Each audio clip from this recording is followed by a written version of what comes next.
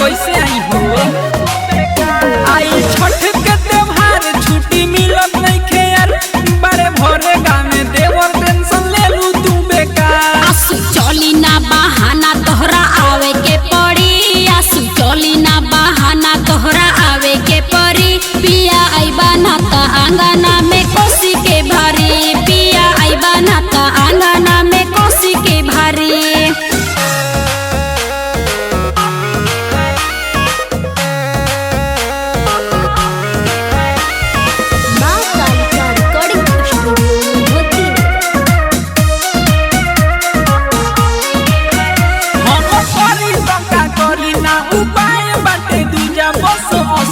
अकेले रानी कोइल तू पूजा सुनी ढेर नौटंकी मत करी ठीक बा। हम करी तो का करी ना उपाय बाटे दूजा बस असु भर अकेले धनी कोइल तू पूजा। दौरा फल नरियल के लाई किन के कसहू छुट्टी लेके आई 2 दिन के।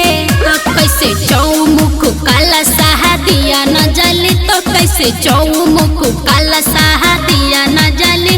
घरे आइबा न त आंगना में कोसी के भरी, पिया आइबा न त आंगना में कोसी के भरी।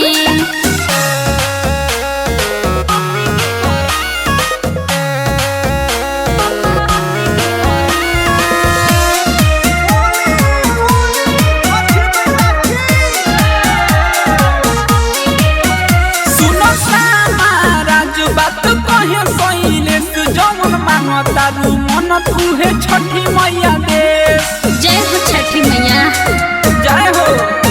सुनो सामा राज बात कहे सइले जवन मांग तारू मन तुहे छठी मैया देश। जदी आइबा नाही छोड़ी शहर के तो रौरी कह दिनारी पुराइटर के।